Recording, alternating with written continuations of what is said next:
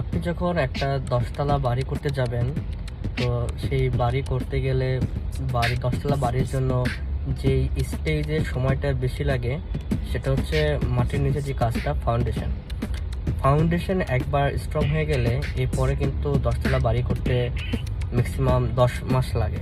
তো বেশিরভাগ সময়টা লাগে আমাদের ফাউন্ডেশনের কাজটা শেষ করতে। তো তখন যখন আপনার ফাউন্ডেশনটা খুব শক্ত, মজবুত, স্ট্রং হবে, তো সাধারণত কোনো ভূমিকম্পে আপনার বাড়ির কোনো ক্ষয়ক্ষতি হবে না বা কোনো অ্যাক্সিডেন্ট হবে না, বা ওই ধরনের যদি ভূমিকম্প না হয় সেক্ষেত্রে। তো এই জন্য ফাউন্ডেশনটা খুব স্ট্রং এবং শক্ত হওয়া উচিত। তো আমাদের আইটি সেক্টরের ক্ষেত্রে, বিশেষ করে ডিজিটাল মার্কেটিংয়ের ক্ষেত্রে আমাদের এই ব্যাপারটা অনেকটা শক্ত নাই। আমাদের লার্নিং স্টেজটা যদি শক্ত থাকে, মজবুত থাকে, যতই আপডেট আসুক, যতই অ্যালগরিদমের চেঞ্জ আসুক, দেখবেন আপনি পড়ে যাবেন না, আপনি কপ আপ করতে পারবেন কোনো না কোনোভাবে।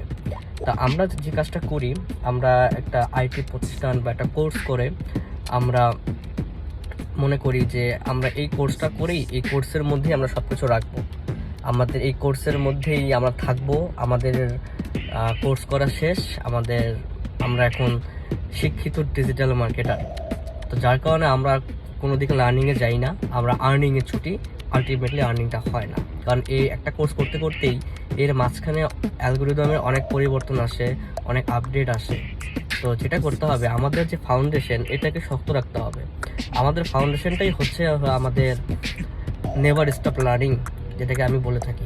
অর্থাৎ লার্নিংটা স্টপ করা যাবে না, লার্নিংটা সবসময় চলে যেতে হবে, কারণ এইটা হচ্ছে আমাদের ফাউন্ডেশন। এইটা আমাদের যত শক্ত হবে, আপনার অ্যালগরিদম হোক, আপনার আপডেট হোক, যাই হোক না কেন, দেখবেন যে আপনি আটকায় নেই, আপনি এখান থেকে পার পেয়ে যাবেন।